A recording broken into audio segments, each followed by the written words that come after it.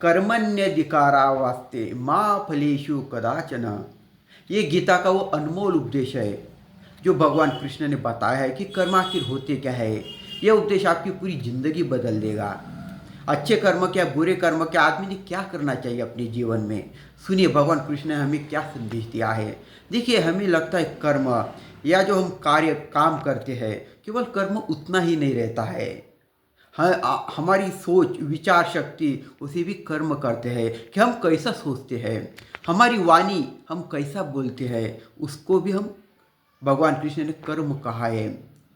और मैंने जो ऊपर बताया, कर्म करते समय आप फल की अपेक्षा मत कीजिए। निस्वार्थ निस्वार्थ से आप अपना कर्म कीजिए, आपको अवश्य शुभ फल मिलेगा। फल मिलने में चाहे देरी हो सकती है, लेकिन फल अवश्य मिलेगा। इसलिए भगवान कृष्ण ने स्वयं कहा है, कर्मण्यधिकारास्ते माँ फलेषु कदाचनम। आप कर्म करते जाइए, फल की अपेक्षा मत रखिए।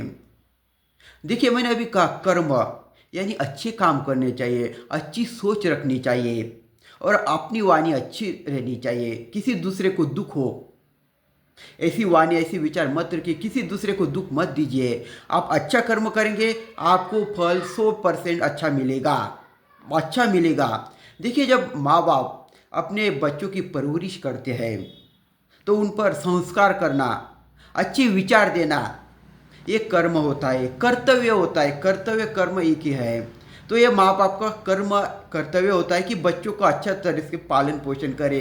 ये उन्होंने नहीं सोचना चाहिए आगे की बात कि हमारा बच्चा हमारा ध्यान रखेगा या नहीं, आगे चलकर हमारा ध्यान रखेगा या नहीं, ये नहीं सोचना चाहिए। एक विद्यार्थी ने निस्वार्थपना से पढ़ाई करनी चाहिए। तो आप कोई भी काम कर्म कीजिए वो निस्वार्थपना से कीजिए।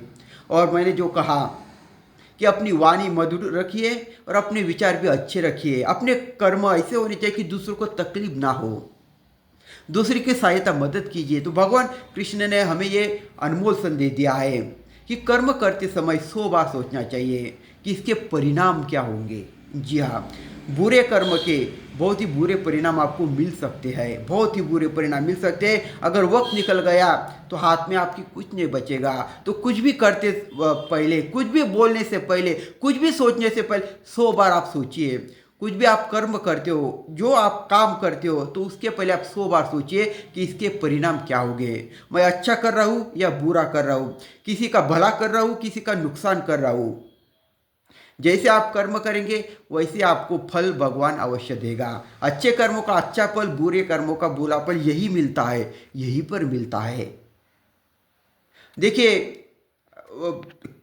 कुछ भी हो जाए, आदमी ने अपने रास्ते से नहीं भटकना चाहिए। हम मनुष्य जाति हैं, हम सोच सकते हैं कि अच्छा बुरा क्या होता है, सच्चाई क्या होती है, हम सब समझते हैं। तो उसी के अनुसार हमने करने चाहिए। और एक आखिरी में बात, मैंने जो देखिए, कर्म करते हुए आप जहाँ भी काम नौकरी करते हो वह दिल से काम कीजिए, अपना कर्म कीजिए, घर का ही समझकर। देश के प्रति भी हमारा कुछ कर्म होता है, कुछ कर्तव्य होता है। घर पर रहकर बिजली बचाइए, पानी बचाइए, पेट्रोल डीजल बचाइए, स्वच्छता रखिए। तो ये भी देश के प्रति आपके कर्म है, कर्तव्य है। जी हाँ, अपने बच्चों को भी ये अच्छा अनुशासन लगाइए।